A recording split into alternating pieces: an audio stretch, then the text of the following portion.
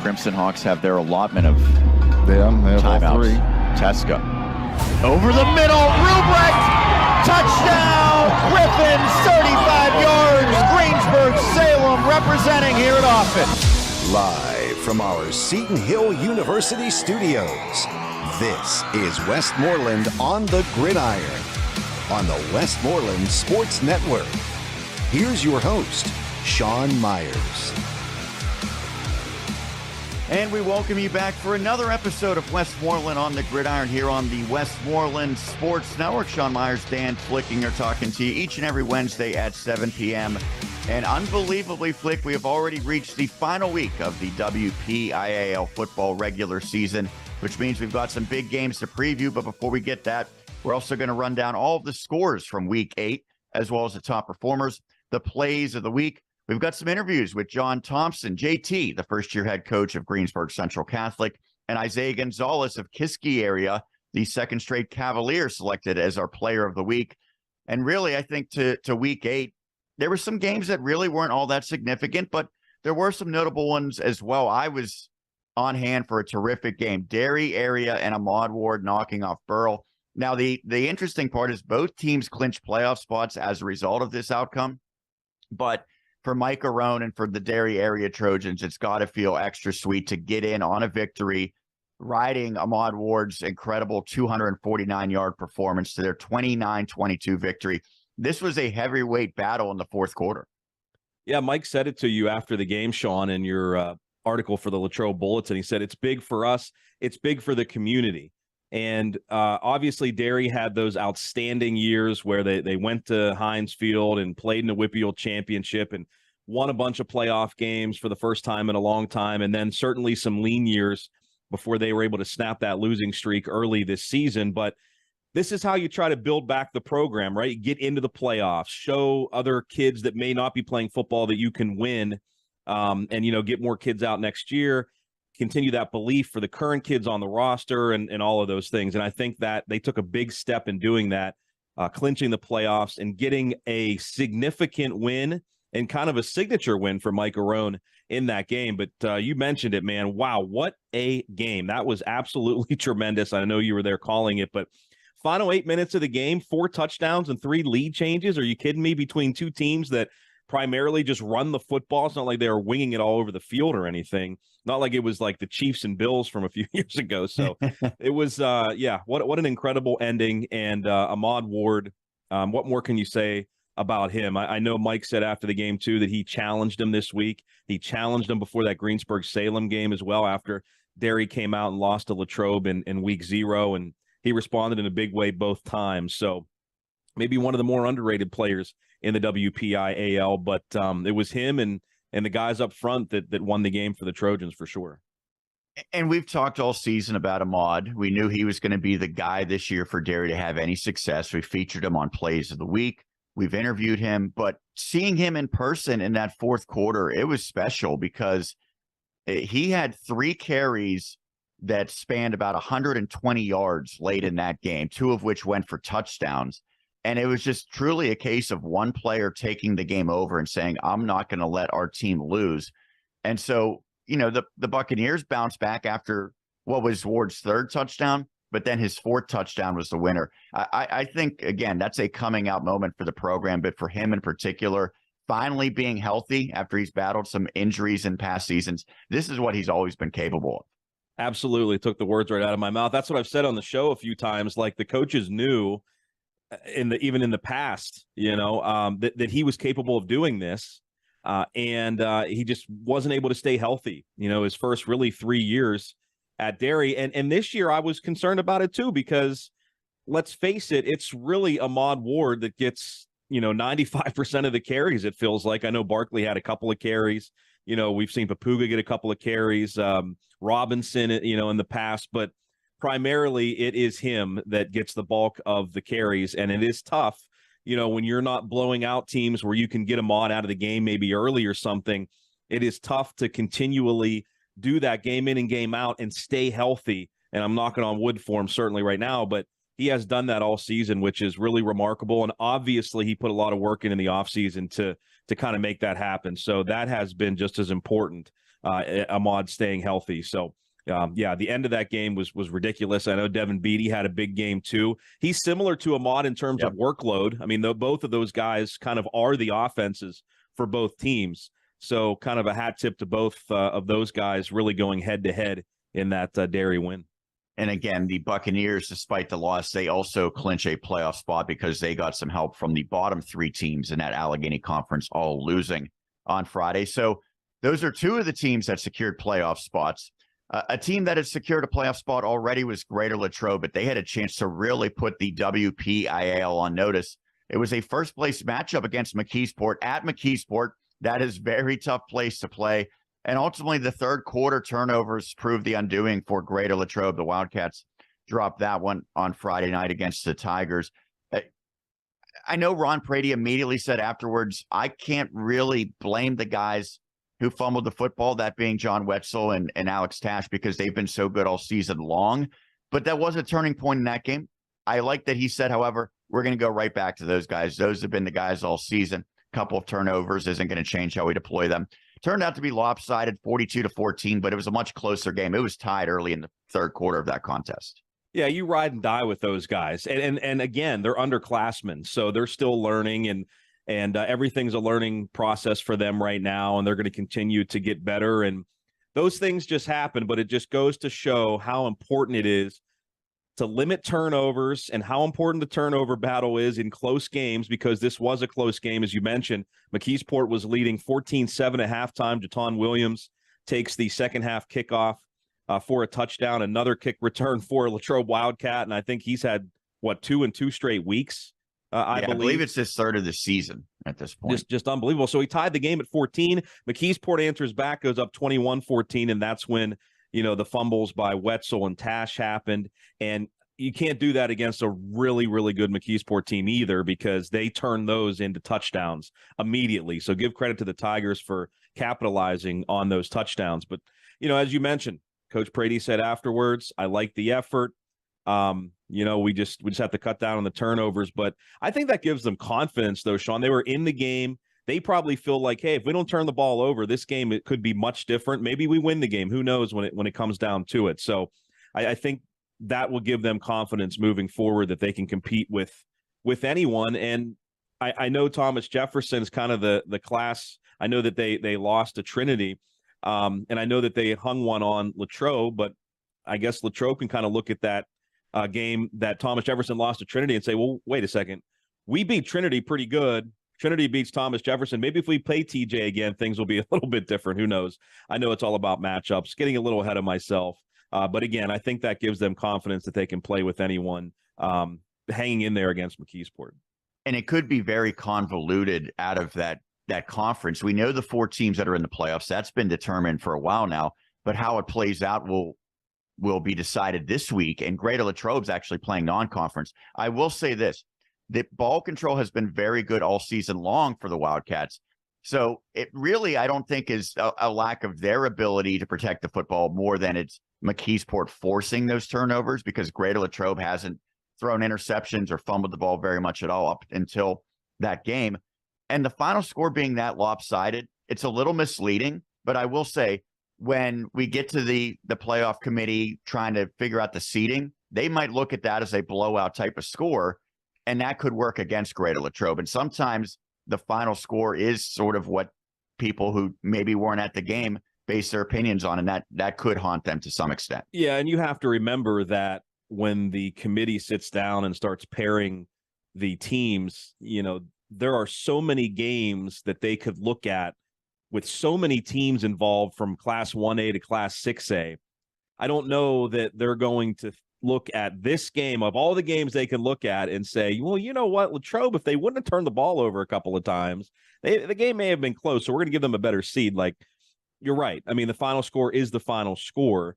But again, talking about it from, I guess, a mental standpoint for Latrobe, I think that they can take something positive away from it. So that was a conference showdown, but ahead of a massive matchup this Friday, both Penn Trafford and Franklin Regional played non-conference. I know John Ruane hates it. I know just about every coach hates it when you have a non-conference game this late into the season ahead of a massive performance or a massive matchup, I should say. Penn Trafford and Franklin Regional both sputtered. Now, against different levels of competition, the Warriors fell against a powerhouse in 6A North Allegheny, 48-14. North Hills, a little bit of a surprising upset over Franklin Regional, 16-14. Ultimately, I think the biggest thing was, did these teams come out healthy? They're not going to have momentum, but I think it's going to be kind of an even playing field on Friday for John Ruane and Coach Getzey. When I was setting up before the Penn Trafford North Allegheny game, setting up our equipment for the broadcast, our man Frank was up in the press box. He's the longtime equipment manager, great guy for Penn Trafford. And I said to Frank, now, of course, you can't say this to the players or the coaching staff, but I said to Frank, big thing, staying healthy tonight, coming out of this game healthy. He looks at me deadpan and goes, coaches are trying to win. Team's trying to win. I said, no. I understand they're trying to win, but this being a 5A and 6A game and against just a crazy good North Allegheny team, it's the most important thing, I think, is coming out healthy. And, I think that game kind of got away from Penn Trafford, too. I don't know that the final score was indicative of quite how the game close the game was at one point. But again, the final score is the final score. And you look at Franklin Regional, that was a shocker. Yeah. Maybe no pun intended, because, and I didn't realize this, Aiden Hudock, Mr. Electricity, there was the pun, did not play in the game. And I think that goes to show how much of a difference he makes, whether he's touching the ball or not touching the ball, just the respect that he garners from the opposition. They always have to know where he is on the field. And I think that's how much of a difference that he makes. He did not play after playing well last year against North Hills. I was talking with Jonathan Whaley about that. Now, Jonathan says he's confident he's going to play this Friday. That's what he said. I don't know. But maybe Sean, Coach Getzey looked at it as this is a non-conference game. If he's a little bit banged up, let's hold him out until Penn Trafford. And again, I'm trying to put words in his mouth, but you have to think that might be the case. Yeah, and so we look at North Hills and say, well, that's an upset. That's a team that Franklin Regional should beat. That's not to say that the Indians are a bad team. They're not. They were 3-5 heading in, but they've already gotten a victory over Gateway this season. So it's not as though they're chopped liver. But I think people thought going into that game, Franklin Regional should win it. You take away one of their best players, it makes it a little bit more understandable. Really, though, I think the only thing that matters is that these teams are positioned this week, because it's looking like a real possibility that it's a elimination game. We won't know until everything plays out in the other conferences in Class 5A, how the wild card works out. Last year, Penn Trafford did get a wild card spot, and so the Big East sent 3 teams in. But there's a real chance that might not happen. So for Penn Trafford and Franklin Regional, you approach this one as, if we lose, our season might be over. You don't want to be down any players if at all possible, which again goes back to, is there a way to maybe better schedule this in future years so that you're not playing a non-conference the week before the final game of the regular season determines your fate? Who knows? They got through it. They both lost. So I don't think you can say one team has more momentum or the upper hand heading in as opposed to the other. And by the way, I didn't mention this. With Hudock out, Kyle Dupill really stepped up, man. He had a massive game for Franklin Regional. So kudos to that. 200 plus yards on the ground. Yeah. And the offensive line. I mean, that was a big performance for sure. Well, we already talked about a couple of teams that secured their playoff berths with Dairy Area and Burrell. But we want to congratulate both Mount Pleasant and Greensburg Central Catholic for punching their ticket as well. We're going to hear from JT with the Centurions a little bit later, their first-year head coach. And for Jason Fazekas, another playoff appearance for the Vikings. Mount Pleasant did it courtesy of a 42-7 victory over South, or 42-27 victory over South Allegheny. Greensburg Central Catholic edging Riverview 21-14. And again, we'll talk a little bit more about that later with the head man. But for the Centurions and the Vikings, they kind of had to earn their way in with victories. They were able to do so. So they know that the pressure's off in one regard heading into the final week, but they want to continue to solidify their playoff standings. Mount Pleasant has a chance to move up to third place with a victory. Greensburg Central Catholic still alive for a share of the conference title, but they both get in. And so congrats to them. And that's one major goal that a team always has heading into the season, is get into the playoffs. Now that that's behind them, they can turn to their next goal, which is trying to set themselves up for a playoff run. Yeah, set themselves up in more ways than one. Number one, with a victory, obviously it helps your playoff seeding, but you also want to be playing good football going into the playoffs. You don't want to come out and lay an egg or anything like that in the last week. And it will be really interesting if Jeanette can pull off a win against Clairton this week and see kind of what happens in that Eastern Conference. And, of course, GCC, I mean, they're going up against a pretty good Leechburg team too. So, maybe not as strong as in years past, but that'll be an interesting finale. But if GCC wins and Jeanette wins, that would have a three-way tie, I believe, yes, at the top of the Eastern Conference there. So that would be interesting as well. So we'll see what happens. Yeah, and keep in mind, both Mount Pleasant and Greensburg Central Catholic hosted playoff games last year, although GCC's was at Hempfield area because they don't use their field since it's a grass field. But they both were the home team for playoff games, and they lost. So I know that getting to the playoffs is still a big accomplishment, but they're both ready to take that next step and to win playoff games, certainly here in 2023. Well, we have already secured 8 playoff berths out of Westmoreland County. There'll be more that we will talk about potentially on the line this upcoming week. We'll take a quick break. We'll run down the rest of the scores from week 8 of the regular season. We'll also have plays of the week and interviews with John Thompson and Isaiah Gonzalez as we continue. That's up to come here, right on the Westmoreland Sports Network's Westmoreland on the Gridiron. Play It Again Sports in Greensburg is your locally owned and operated sporting goods store.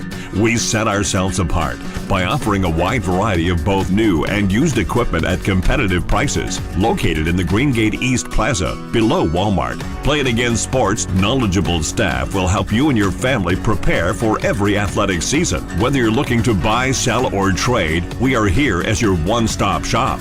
At Play It Again Sports in Greensburg, everybody plays. The Collision Shop by Jason Mignone is your one-stop shop for all things auto body repair. Our experienced technicians and state-of-the-art facilities have you covered on both passenger and heavy-duty vehicle repairs, including scratches, scrapes, and dents, free estimates, body repairs, welding, refinishing, glass replacement, and more. Our all-new alignment and calibration shop has the tooling, equipment, and staffing to ensure top-quality alignment and calibration adjustments for your vehicle. Our friendly office staff is more than happy to assist you through every step of your vehicle's repair process. Visit the Collision Shop by Jason for our complete list of services.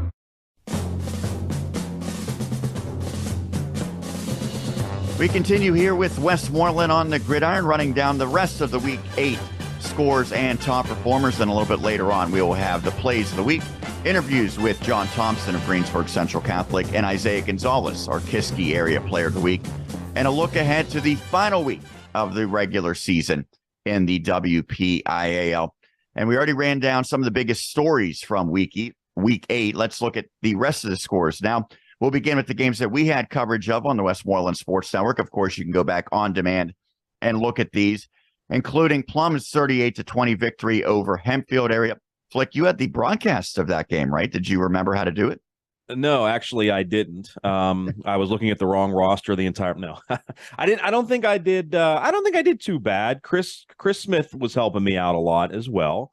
Darian Nelson was an absolute beast, by the way, for Plum. Yes, he was terrific in that game. And I know I talked to you about him after the game, and you said, even though Plum hasn't had a great season, he's had a great season. He's been their guy pretty much each and every week, and he was a handful to handle for Hempfield.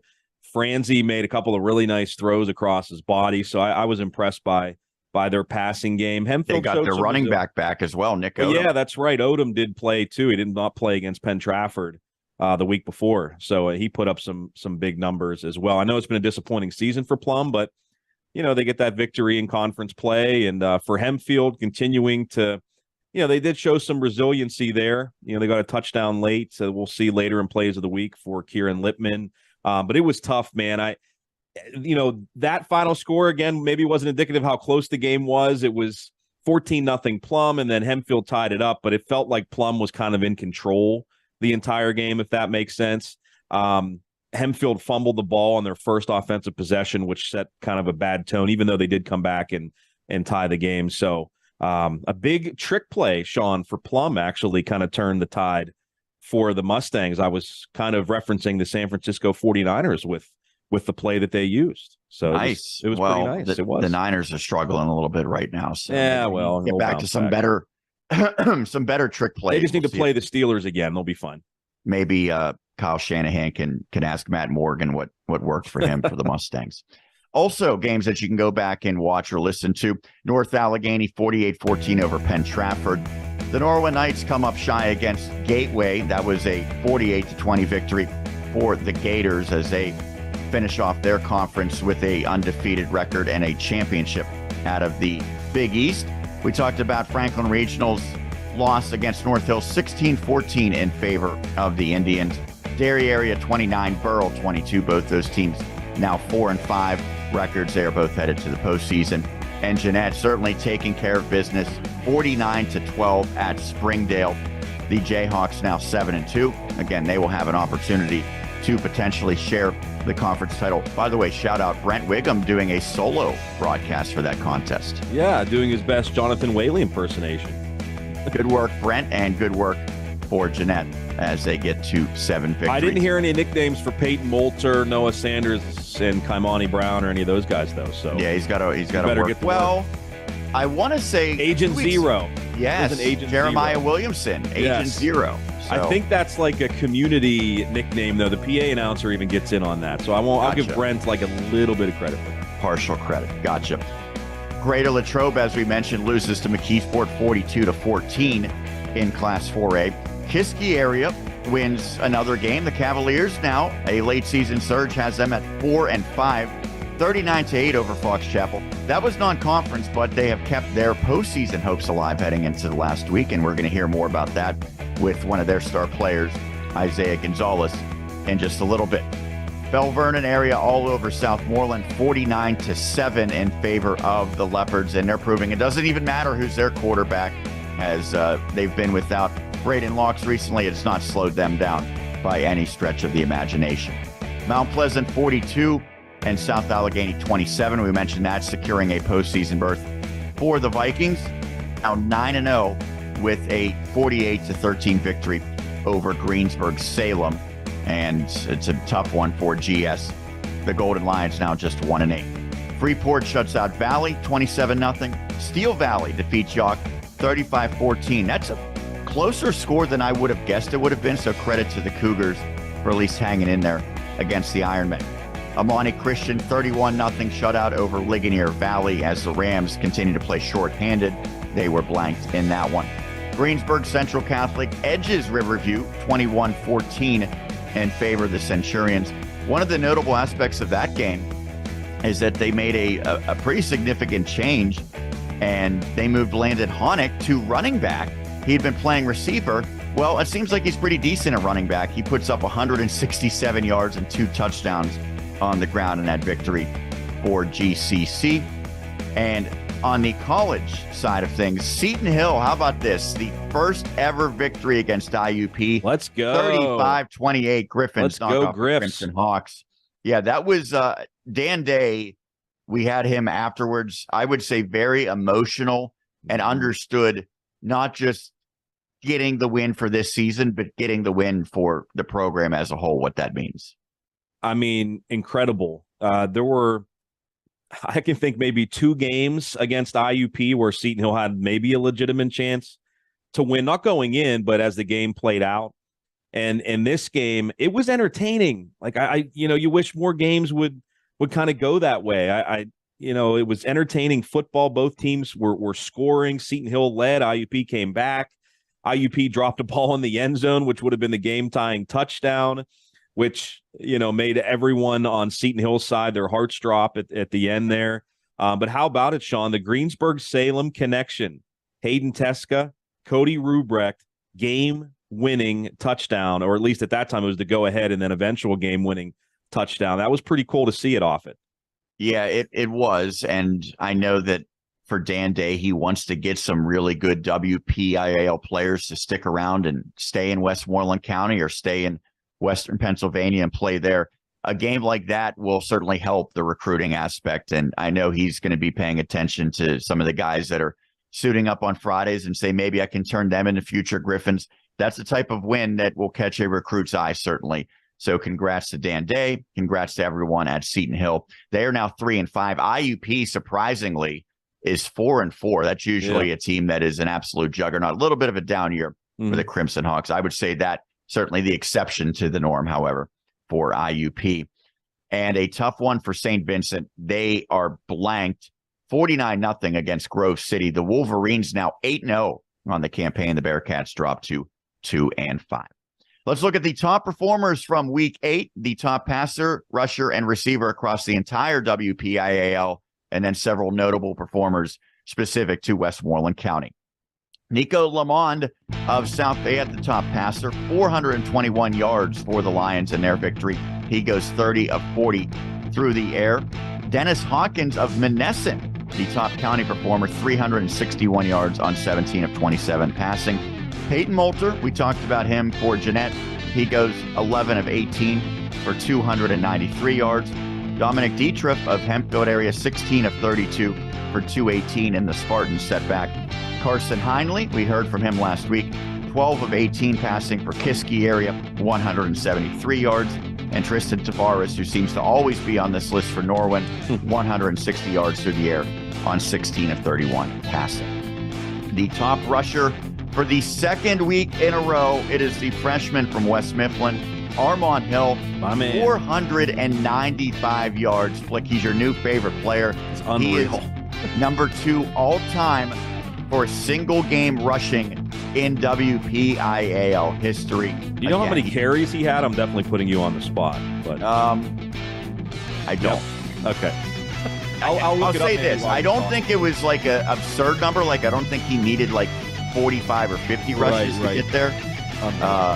He's incredible. He wasn't even the starter at the beginning of the season, but I think he has kind of grasped hold of that role, going just shy of 500 yards. Ahmad Ward, the top rusher in Westmoreland County, he goes for 250 on the ground for Derry area. 27 carries, Sean. How about that? 27 carries. That's all he had for 495 yards. That's pretty efficient, I would say, for Mr. Hill. Ahmad Ward, great performance in his own right. He goes for 250. Kyle Dupill of Franklin Regional, 213 yards on the ground. We mentioned Landon Honick making the transition to running back for Greensburg Central Catholic. He goes for 167. Quentin Martin, Q as they call him at Bell Vernon area, 148. And Landon Kuchich of Kiski area, 116 yards rushing for the Cavaliers. The top receiver, all right, please forgive me if I butcher this. Michael Gamigliano of South Fayette. Does that seem about right? I think so. All right, we'll go with I think that. you 10 practiced receptions. that. We certainly should recognize him, even if we mispronounce his name. 10 catches, 234 yards for South Fayette. Lorenzo Gardner of Monessen, the top receiver in the county, 138 yards. Kamani Brown of Jeanette, 4 catches for 135. And Isaiah Gonzalez, we're going to hear from him a little bit later on. The Kiski area standout, 4 grabs for 109 yards to cap the receivers across Westmoreland County. That'll do it for the top performers and a look back at Week 8. When we come back, however, you got to stick around. It is the plays of the week, and a little bit later on, JT, the head coach for Greensburg Central Catholic, and Isaiah Gonzalez for Kiski area will be our interviews, and we'll look ahead to the final week of the regular season with the Week 9 preview. That's upcoming right here on Westmoreland on the Gridiron. D'Annunzio's Italian Restaurants is open 7 days a week at all 3 of our locations, Jeanette, Monroeville, and Latrobe. We invite you to join us for our specials. Monday, the special is spaghetti. Tuesday, it's raviolis. Wednesday, it's lasagna. And Thursday, it's chicken parmesan or chicken romano. Be sure to try our drink specials and our fabulous desserts. And remember, we also have takeout available at all 3 locations. Nothing performs like a Volkswagen, and nobody does Volkswagen like Sendel VW in Greensburg.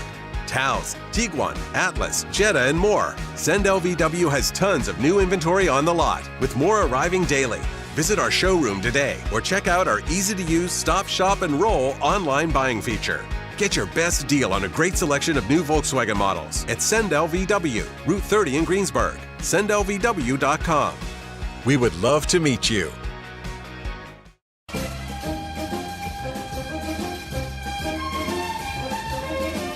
We roll along here on Westmoreland on the Gridiron. Sean and Dan each and every Wednesday at 7 p.m. on Westmoreland Sports Network, your home for the best Westmoreland County high school football coverage. Yes. And sorry. I'll wait till you ask the question. Okay. Flick, are you ready? Yes. Let's do it. He's ready. I'm ready. I hope you're ready because it is now time for Plays of the Week. And we begin this segment with the Hempfield area Spartans. And although Kieran Lippman started the season at quarterback for Hempfield, he's proven to be an impact player at receiver as well. And he showed that late in the Spartans' loss against Plum. He took a short pass from Don Dietrich and did the rest, with Dan Flickinger and Chris Smith detailing that touchdown.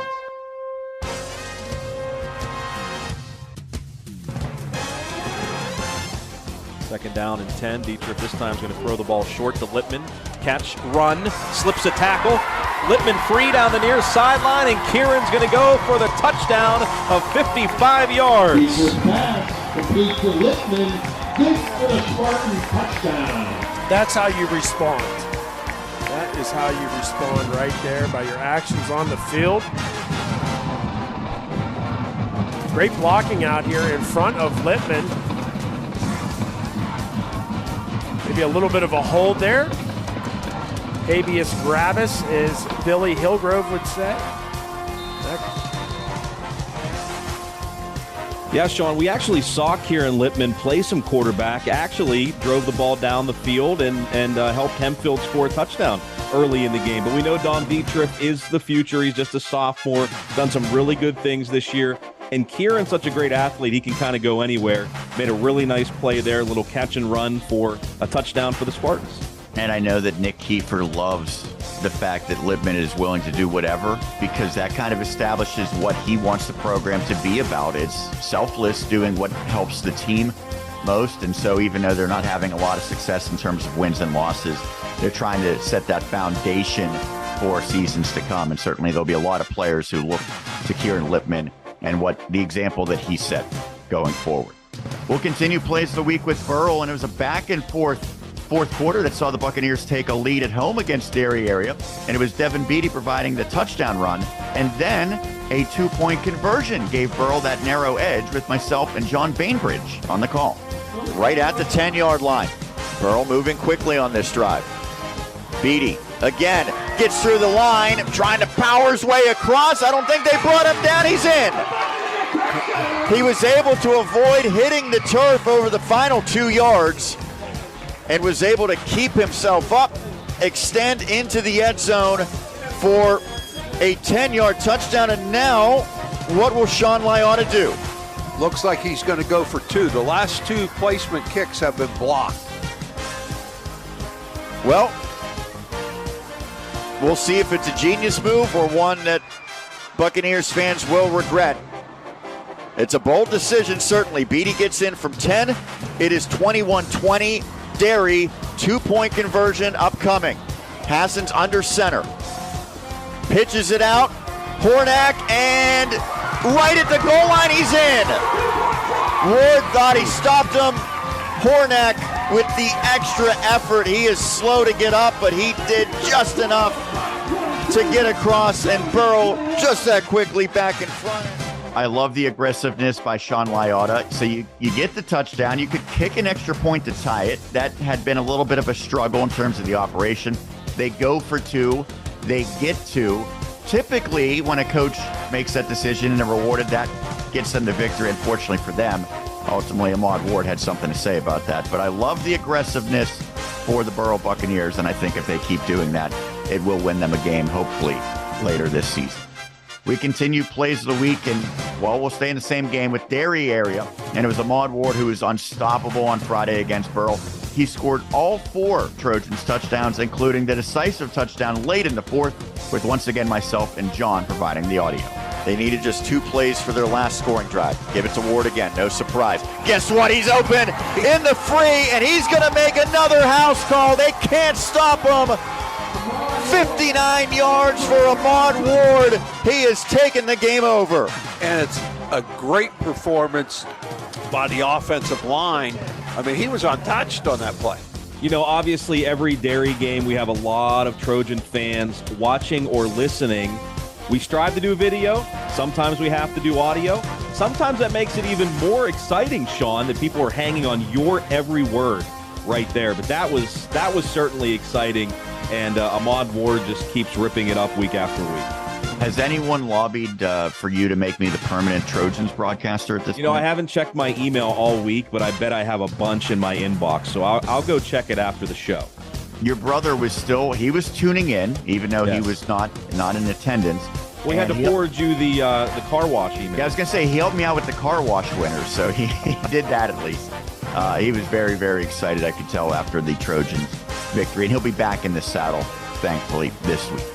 We continue Plays of the Week with Jeanette, and Peyton Moulter has made countless plays at quarterback for the Jayhawks, but on Friday at Springdale, he showed that he can make a game-changing play on defense, too. Moulter had a forced fumble, a recovery, and a touchdown, all in the same sequence early in the second quarter against the Dynamos to extend Jeanette's lead, with Brent Wiggum solo painting the picture. 1st and 10 from the 47. Pistol formation. Wyrick makes it to the tailback, going to run it himself. Peyton Moulter there, strips the ball away. Scoop, and can he score? Yes, he will. Peyton Moulter out to the house with a scoop and score touchdown defensively. And with 11:11 to go in the first half, the Hawks extend their lead 20-6. Now the score. Whoa. Peyton Moulter, Johnny on the spot, stripped it, picked it up, and ran with it. And the Hawks now up 14, PAT forthcoming. So Peyton Moulter does it through the air. He does it on the ground. I'm sure there's probably been a trick play this year where he's caught a touchdown pass, I'm not even sure. And now he does it on the defensive side, man. He has had himself a tremendous season and keep scoring those touchdowns, Peyton. As we talked about a couple of weeks ago, we're going to match his donations there. So keep scoring those TDs even on defense, buddy. And if he hasn't scored a receiving touchdown, Tom Pallone, maybe a little idea. Get that trick play, buddy.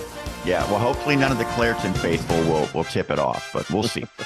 We'll continue with Norwin, and although the Knights ultimately succumbed to Gateway, Norwin had the best start imaginable, courtesy of Luke Denny, who made a house call on the opening kickoff to put his team in front from the start.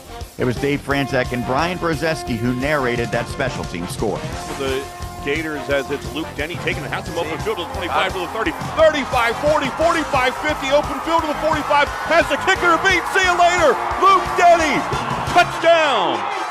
And that's the start we were looking for right there. That rainbow that you were talking about, man, looks like it's coming true, because great job blocked first and foremost. Being able to create a seam, and then Luke Denny just showing off the wheels right there.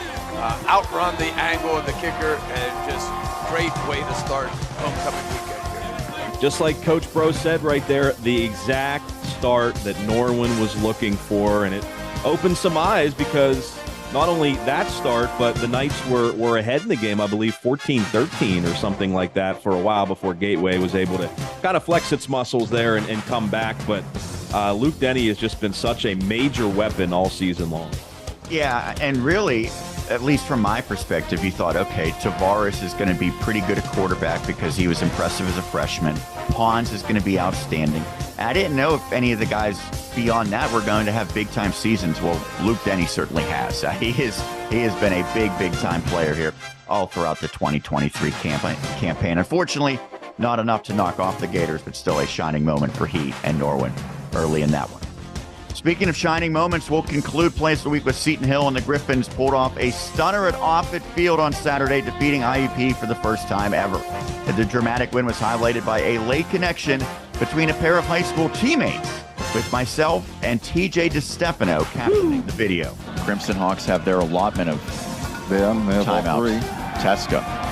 Over the middle, Ruprecht! Touchdown! Griffins, 35 yards! Greensburg Salem representing here at Offutt. Go GS. Wow, that was huge right there, man. That was huge. They have fooled this defense a few times today. The early touchdown pass to Craigett, and this time Ruprecht was wide open over the middle after the play action. 1:43. IUP is going to have plenty of time to try to answer as a big extra point is up, and it is good. Well, Seton Hill back up by a score, 35-28. Less than 2 minutes left in this one. Can the Griffins knock off IUP for the first time in program history? Oh, there has to be a lot of Greensburg Salem fans that love the GS reference. Even TJ went with the go GS after that score. But the passing game has just been such a big work in progress. I mean, Teska didn't even start as the first or second string quarterback to begin the season, but injuries dictated it. He's had some tough times, but in this game, albeit just one interception, he played really, really well, and obviously got the terrific pass play there to give Seton Hill the lead and the eventual victory. Almost a Freudian slip there with Greensburg Salem. Well, as excited as those two were, as excited as Dan Day was, maybe the happiest person of them all was assistant coach Dave Kiefer for Seton Hill. Yeah. The former head coach for Greensburg Salem, who coached both of them in high school, now has the opportunity to coach both of them collegiately, although it came at the expense of his alma mater. So I guess a little mixed feelings, huh? True. Yeah, I mean, that's true. And mine too, but I'm a Griffin now, so for sure. But yeah, I mean, you joked around with Dan afterwards. You're like, try to keep Coach Kiefer in line. He's like, it's tough to reel him in or what. Yeah, easier said than done, certainly. That'll do it for Plays of the Week. We'll take a break. When we come back, I had the opportunity to talk to the first-year head coach of Greensburg Central Catholic, John Thompson, about securing a playoff spot and looking ahead to the matchup against Leechburg this week. That's upcoming next right here on WSN's Westmoreland on the Gridiron.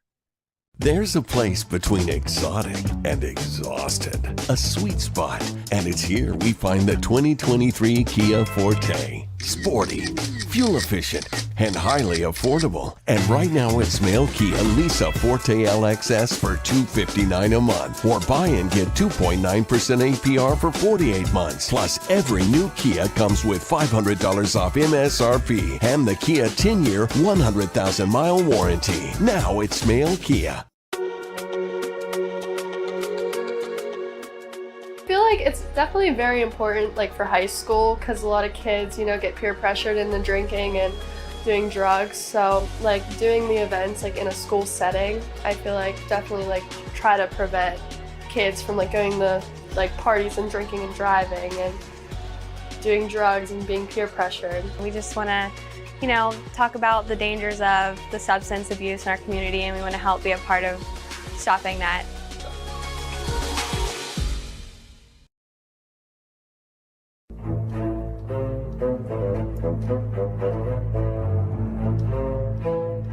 Welcome back to Westmoreland on the Gridiron. Sean Meyers now joined by the first-year head coach of Greensburg Central Catholic, John Thompson, taking the time to join us. And first off, Johnny, we appreciate you getting together and talk about your football team. I know it's been a pretty good first year for you. Your team has clinched a playoff spot courtesy of the win this past week against Riverview. How significant was that to get back to the postseason, especially for you in your first year to get into the playoffs? Thanks for having me, first of all.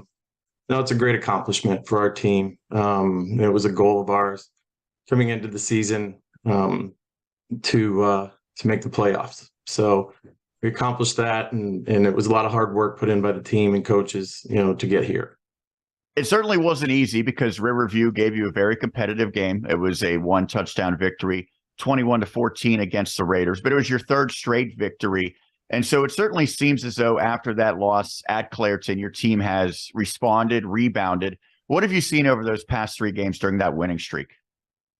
Guys have stepped up. I mean, it's a long season, especially in single A when you have lower numbers and guys having, with injuries. And kids are very resilient and hardworking and just, take it day by day, which I asked them to do and not look forward too far ahead or in the past, like the loss to Clairton. I mean, it was an 8-7 game at halftime, and we lost it there in the second half, but it showed the competitiveness and like I said, resilience of our team to take it to the next game and go on this streak. So it's been good.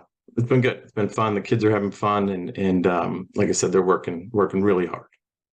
I know you mentioned the small roster, and that's something that's not unusual for a Class 1A school, but maybe a little unusual for GCC compared to some of the past seasons. How have you handled that and navigated that, and how has that really tested the mettle of many of these players? It's finding a role for them. And, for example, this week, Landon Honick stepped up at running back and needed to fill in for Nick DeLugas, who who got injured. Basically was in the Springdale game, but played through it for a couple games, and really needed somebody to step up in that position, and Landon did, and it showed in his performance.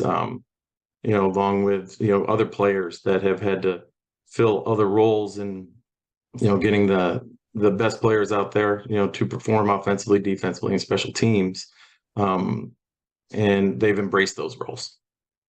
Well, talking about the game against Riverview, obviously Honick was one of the key components offensively. Your defense did a nice job because the Raiders had the WPIAL's rushing leader in Carlo Bizzato heading into that contest. Now, he did get over 100 yards, but he didn't go for 400 some like he has earlier this season. How did you kind of limit him and ultimately hold down a pretty explosive offense? Well, that was a focus of our week, going into it and stopping the run. It's been a little struggle for us throughout the season. It has been is stopping the run, and we really made an impact or a focus on that during the week of practice. Field conditions helped as well. It was a sloppy, muddy game. He is a heck of a running back, but again, I don't like to give up over 100 yards a game. That's been my thing as a defensive coach, one of our goals. But we were able to keep him contained. We didn't give up any big plays, big runs, which I think was huge. And a bunch of kids stepped up. Evan Stasko, I think he had 17 tackles. Pete Mazowicki, our middle linebacker, he had 16. Samir Crosby had, I think he had 16 tackles. So we were swarming to the ball. We ran to the ball. We were gap sound, and was proud of the effort they were able to give and keep them contained. On a smaller roster that doesn't have a ton of seniors, nor does it have a bunch of returning letter winners, I know your quarterback for any team is going to play a leadership role, but especially on your team because Tyree Turner's been there. He's experienced. He has that poise, it appears.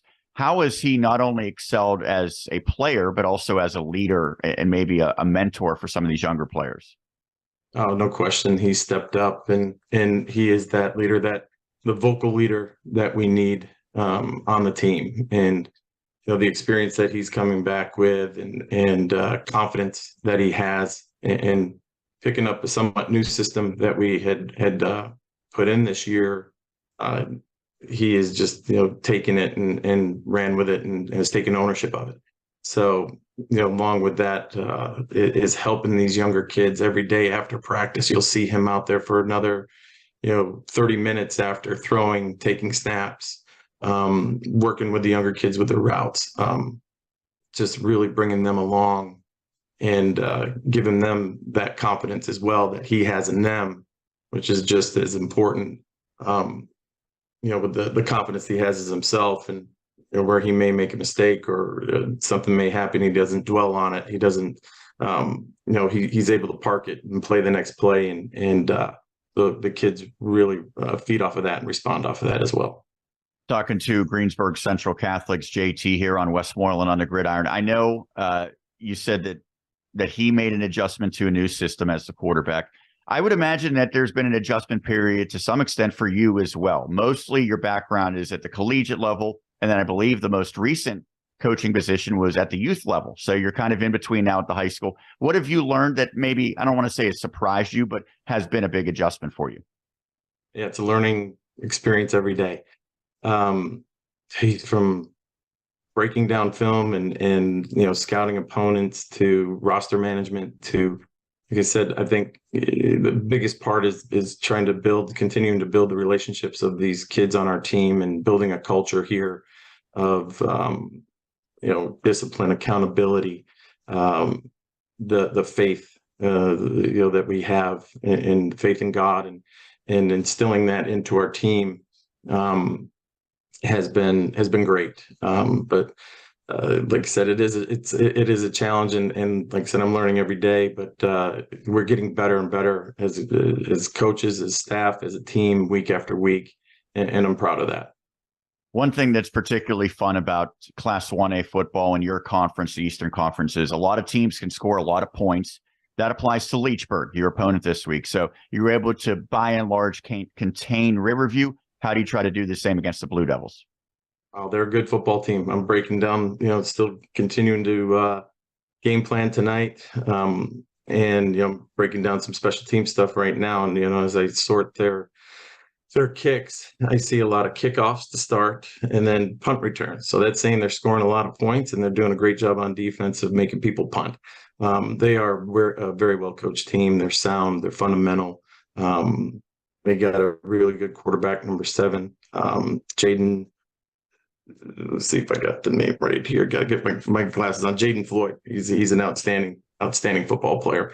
So it's definitely going to be a big challenge, and it's obviously week 10. It's our last game, and there's a lot riding on it. And I want to finish on this. You said there's a lot riding on it. So you're in the playoffs. That's a big goal. But now it's about seeding and playoff positioning. And I think there's also something that's always significant about winning a conference title, even if you share it. That's a possibility, but you need to take care of your business and then hope that Jeanette knocks off Clairton. So is it fair to say that if you do get the victory on Friday, you're going to become a cheerleader for the Jayhawks, as unusual as that might seem?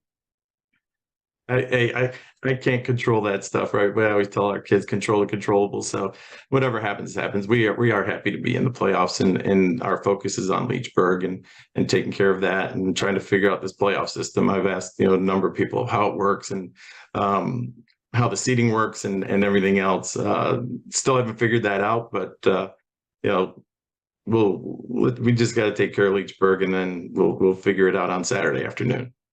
And I can tell you from covering high school football for over a decade, some people, once they think they have it figured out, then they realize that they really have no idea after the brackets come out. So we'll all be in kind of the same boat over this weekend. JT, Right. Thank you so much for doing this. I appreciate it. Good luck on Friday, and then certainly beyond that into the playoffs as well. Thank you very much. I appreciate it. That is John Thompson, the head coach of Greensburg Central Catholic. We'll take a break and continue right here on Westmoreland on the Gridiron. The hybrid operating room, the most advanced surgical environment in medicine. It's a new horizon for minimally invasive endovascular and cardiac surgeries. The hybrid OR provides unparalleled imaging in the operating room. For patients, that means a shorter procedure, less recovery time, and reduced risk for complications. Independence Health System. Expert care here. State Representative Mike Reese was a great advocate for the kids in our community. He felt athletics were a vital tool in raising healthy, happy kids. The Mike Reese Memorial Fund offers grants to local youth athletic organizations so that every kid has a chance to play. Funding is available for new equipment, registration fee offset, facility improvements, and more. Visit MikeReeseMemorialFund.com to apply.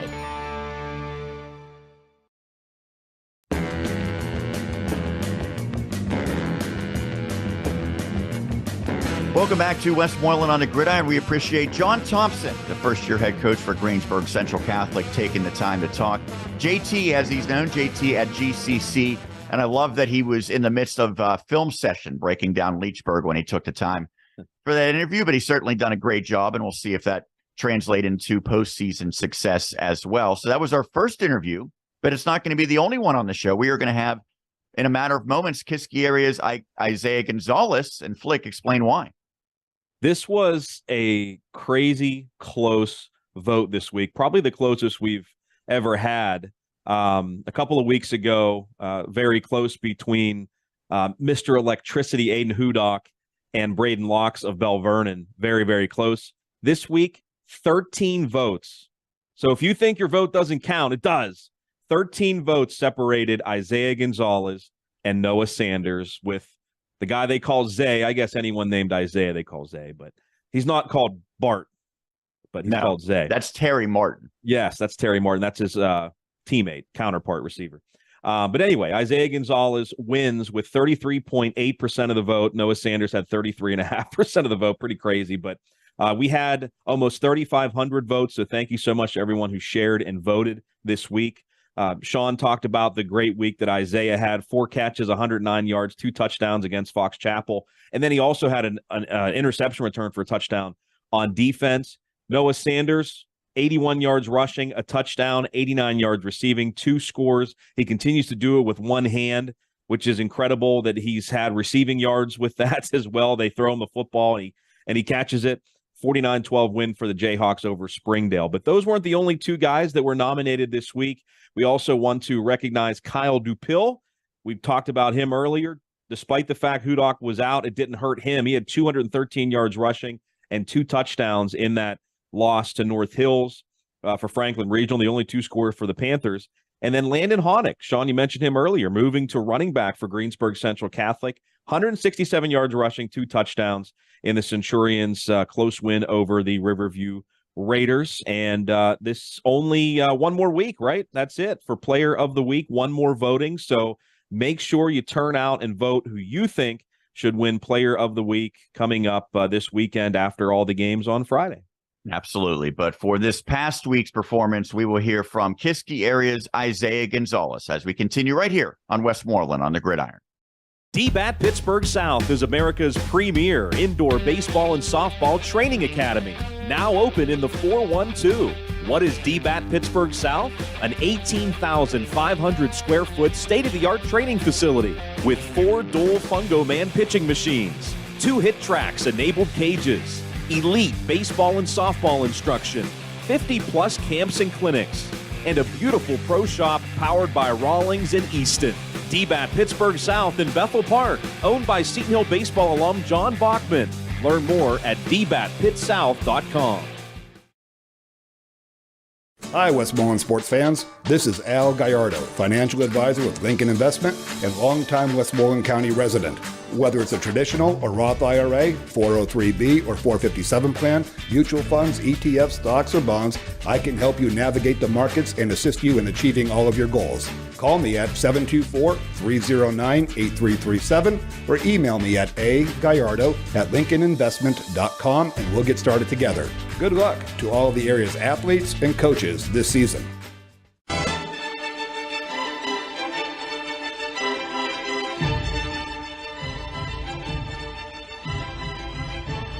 And we continue on Westmoreland on the Gridiron. It's my favorite part because I get to talk to one of our players of the week.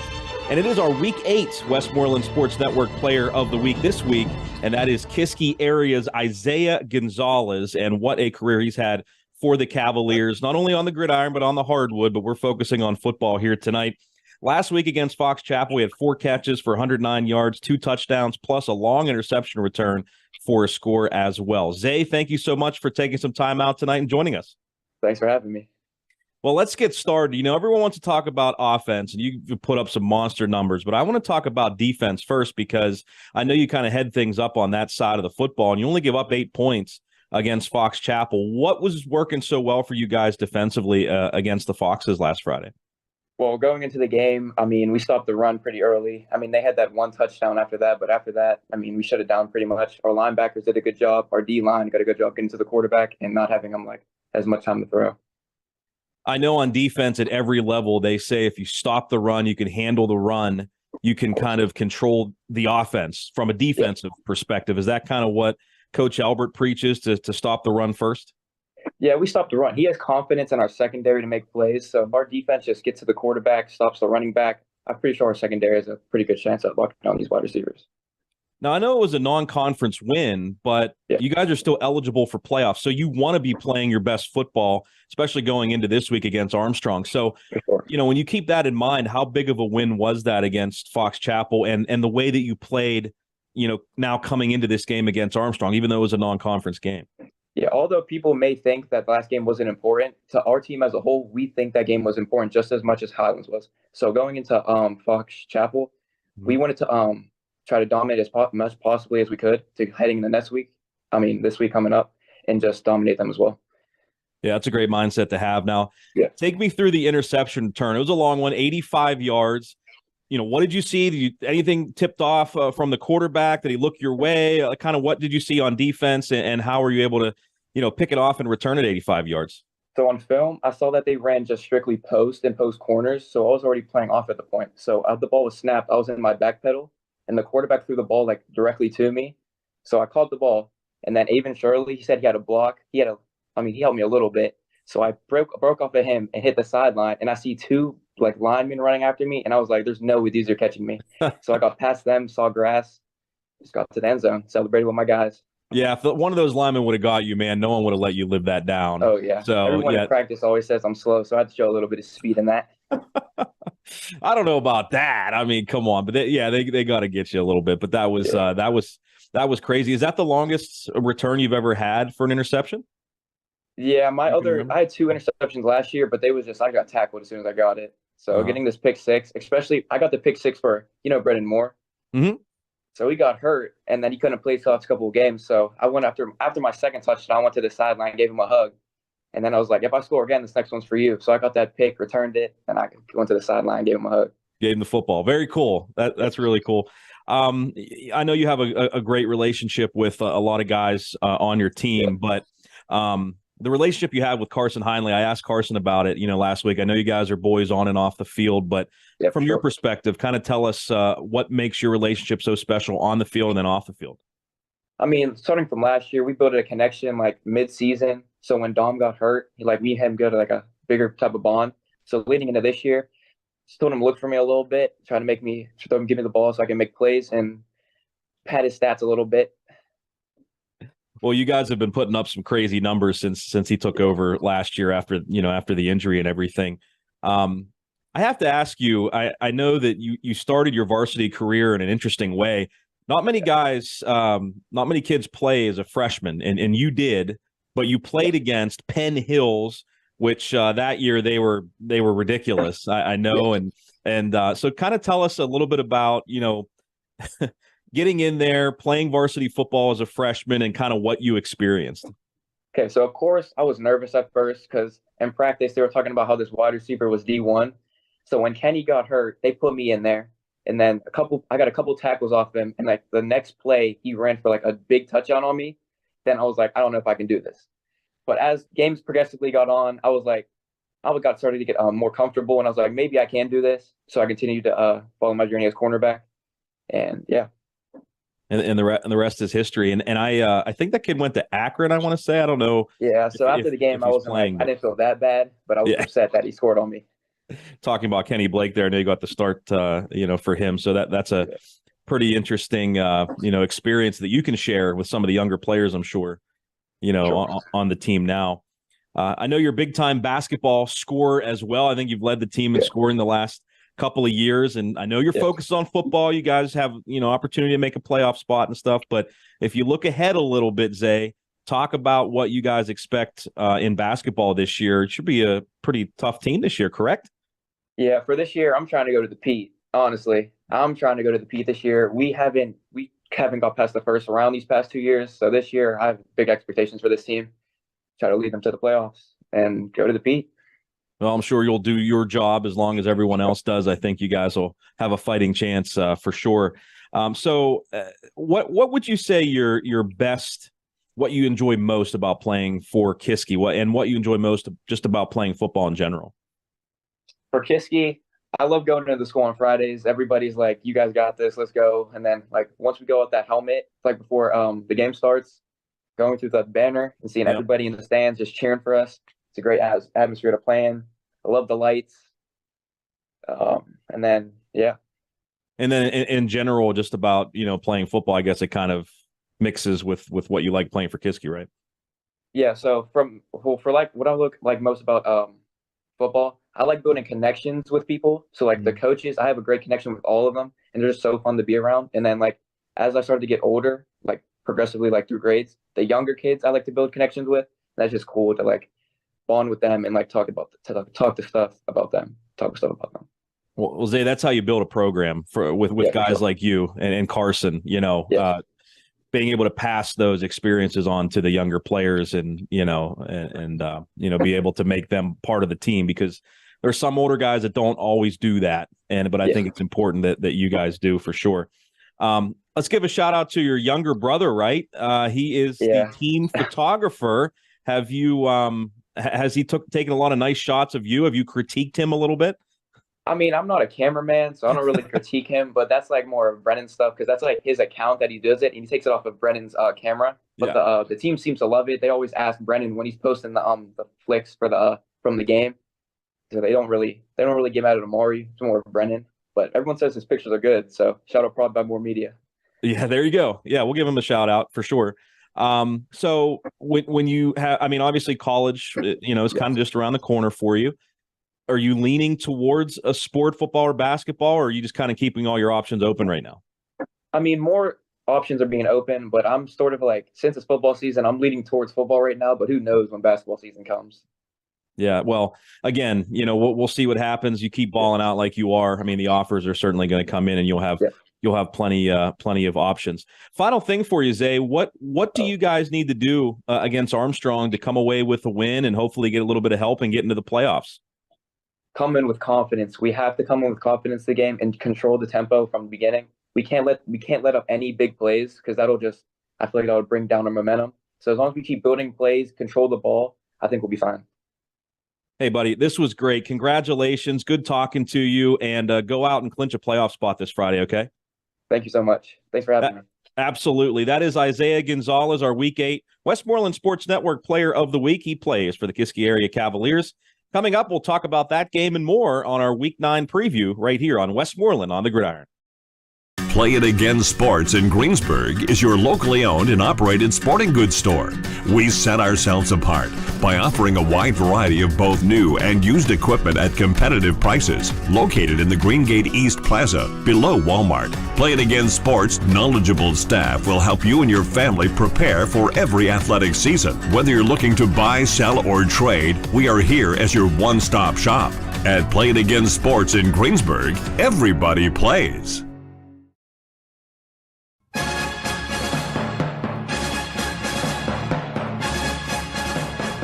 And back for a final segment here on Westmoreland on the Gridiron. We appreciate Isaiah Gonzalez of Kiski area taking the time to talk. But without further ado, Flick, it is the week that everyone anticipates. Jump into it. Yeah, it is 1, playoff implications all over the place. 2, in many regards, it is rivalry week. Some of the biggest matchups across Westmoreland County, across the entire WPIAL. And we will have plenty of coverage on Friday night. We will have a half dozen broadcasts, including what I think is the biggest one in Westmoreland County, certainly the most on the line in terms of playoff implications. Penn Trafford at Franklin Regional. Winner is in. Loser might get in, but you don't want to risk it coming down to what happens elsewhere. Similar situation to last year for Penn Trafford. They needed to win to get in. They did at home in overtime. Panthers had already secured a little bit more pressure both sides this year. I think that this is going to be an outstanding matchup. I don't even know who I'd lean towards favoring at this point. I think it's a 50-50. Man, I really don't know. I mean, both teams have strong running games. Maybe Aiden Hudock, if he plays, again, he did not play last week, maybe he tips the scales in terms of going into the game in Franklin Regional's favor, to have a playmaker like that and to have a Kyle Dupill kind of be on maybe the same level there as Tasso Whipple. So, yeah, I mean, I just think it's two evenly matched teams. We saw that last year with just a terrific game, a thrilling win for Penn Trafford. This is definitely the game of the week and should be one of the best games of the year. And one of the big questions, as always, is what will John Rowane do at quarterback? We have seen Grabowski get a lot of snaps in certain games, not as many in other games. I know it was, I think, primarily Louver last week who got the snaps, at least in terms of passing scenarios for PT. So that'll be interesting. And again, a lot on the line. There is a chance that a really, really good team might be left out of the playoffs, depending on how things play out with the wild card. 2 wild card spots between the 3 conferences, which makes it very confusing. There's a lot of math. Basically, you just win this game and don't have to worry about that if you're PT or Franklin Regional.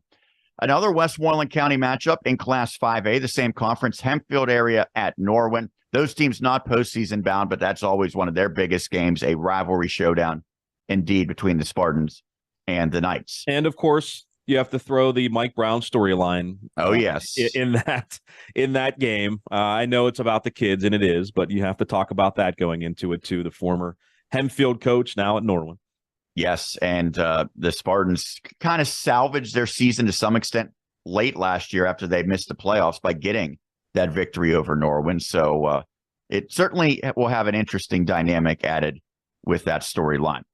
First place in a conference title will be on the line at Bell Vernon area as the Leopards host Elizabeth Forward. EF is undefeated.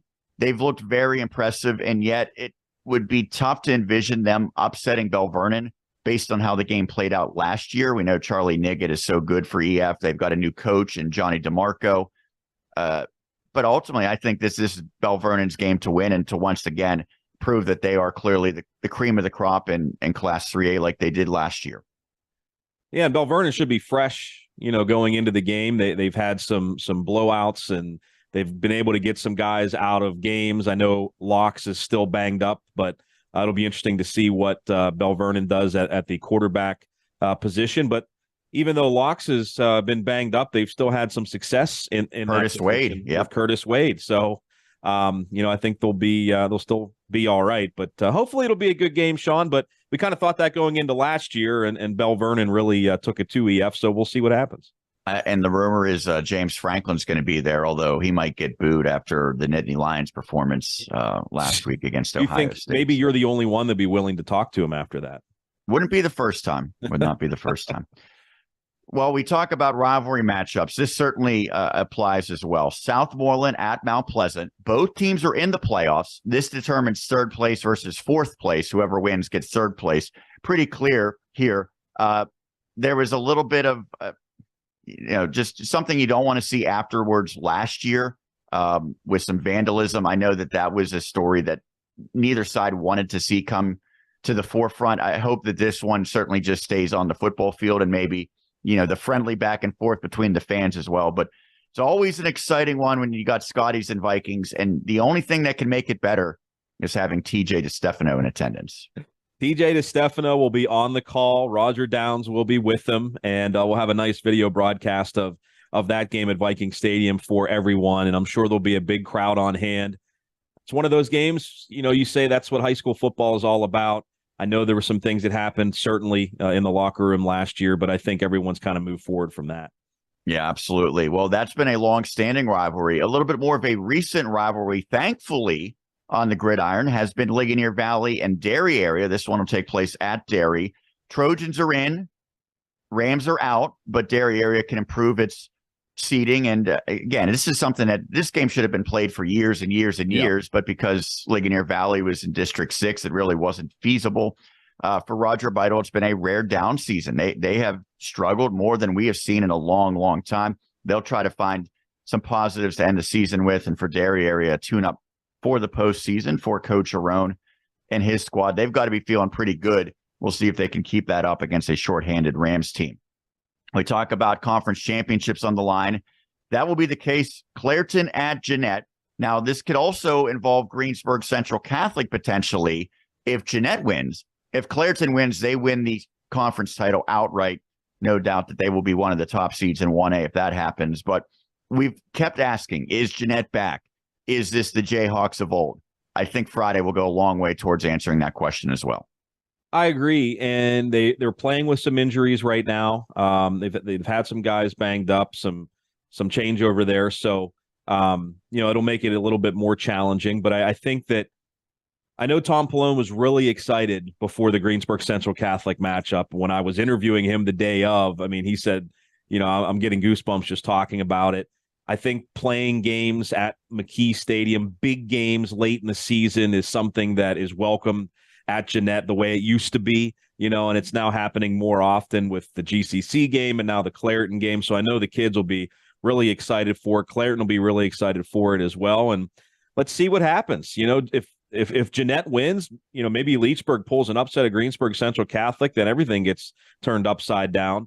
At the very least, if Jeanette knocks off Clairton, that'll make things interesting at the top of the conference as well. So we'll see what the Jayhawks can do. Absolutely. And keep in mind that the Bears have been an absolute juggernaut for many, many years. Drasir Jones, the guy to watch He was outstanding when I saw him earlier this season in a victory against Greensburg Central Catholic. Big one for Kiski area. We heard from one of their standouts in Isaiah Gonzalez. They will welcome the Armstrong Riverhawks. Now, Kiski needs to win this game and then get some help to get into the playoffs. But the fact that they're even in this spot is an accomplishment in its own right, because I think if you would have gone back a month, no one thought that the Cavaliers would be playing meaningful football at the end of the regular season. Armstrong has a great passing attack, but the Cavaliers, not too shabby through the air in their own right. South Allegheny at Greensburg Salem, Knock at Valley, Burrow at Apollo Ridge. I know Coach Liotta really wanted to, try to solidify their playoff seeding and standing. The loss to last week to Derry probably takes them out of any potential to get a home game, but they want to get that rivalry victory and get a bounce-back performance heading into the playoffs. York at Amani Christian. We talked a little bit about it before. Greensburg Central Catholic at Leechburg. I really think that for the second straight week, GCC is going to have its hands full with the opposing offense. And last week it was Bizzotto, the leading rusher in the WPIAL, that they were able to slow down. They didn't, completely take him out. He went for well over 100 yards. But the Blue Devils and their coach, Randy Walters, they find a way to put up offense in bunches. This will be another real test for GCC. And the question is, will they continue to be able to have success running the ball? We saw Honick last week, but now probably the scouting report's out. So will the Blue Devils make an adjustment to that as well? Yeah, it'll be interesting. But I think if you're JT, you got to be excited to have a kid step up like that and know that you can go to him multiple times in a game if you need to, if things aren't maybe working out through the passing game. But that just gives GCC another weapon, though, right? I mean, we saw the show that Tyree Turner and Samir Crosby put on against Jeanette a couple of weeks ago. So that just gives the Centurions another option on offense, and maybe they'll need it against the Leechburg team that you mentioned likes that offense too. Yeah, Leechburg averages 34.5 points per game, so they certainly can put up points. I would expect it could be a high-scoring affair potentially in Leechburg. Monessen at Best Center, and then non-conference. Yes, there's a non-conference game in the final week of the regular season in Westmoreland County. It is Greater Latrobe playing at Butler area. Keep in mind, Butler no longer currently a member of the WPIAL. They will be returning to the WPIAL in the next cycle for football.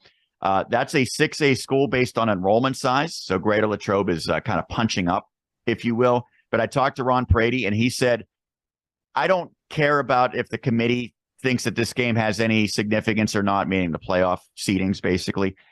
It's important for us. They want to get to 7 wins. It would be the first time in a long, long time that they got to 7 wins. And so I think that's important for a coach to make a game seem important to his players, because if the coaches don't treat it as such, the players won't. Yeah, that's a great point. And, traveling to Butler, you got to get in the bus for and ride the long trip for a while. And so that becomes a little bit challenging too. But I know that, Boomer, he takes every game one by one and makes it the most important thing that week, so nothing, they're not looking at the playoffs yet. They're just trying to beat Butler, even though it's a non-conference game. You have to be playing the right way to go into the playoffs. And Latrobe has a chance to kind of do that against Butler with a victory. Yeah, and they knocked off the Golden Tornado last year in this same matchup at Greater Latrobe. On the college ledger, Saturday, Edinburgh at Seton Hill. We'll have that coverage beginning at noon. Well, the game will begin at noon. We'll start before that with the pregame show. And then Westminster at St. Vincent Saturday at 1 as the Bearcats will look to bounce back. Flick, we have reached now the end of the regular season. It is unbelievably here already. We already have 8 teams who have secured playoff spots in Westmoreland County. We're guaranteed a 9th because the winner of PT and Franklin will get in. We could have a 10th, 11th, and I believe a 12th. So of the 18 teams, 6 have been eliminated. 8 are in, 4 are still in purgatory. So that's one, a good sign that we're going to have more than half of our teams in the playoffs. And 2, this is an exciting week here at WSN because we have some of the biggest games of the entire season for these teams, whether they're in the playoffs, out of the playoffs, or fighting for the playoffs. You got some enticing matchups here that we're very excited to be covering. Yeah, I've been looking at week 9 for a while now, putting together our schedules and thinking, oh my gosh, like, what are we going to do week 9? How are we going to be able to cover everybody? And there are going to be some audio only broadcasts. We will have 4 video broadcasts, but some games will be audio only. It's the best we can do. We try to expand the amount of video games that we do each and every week.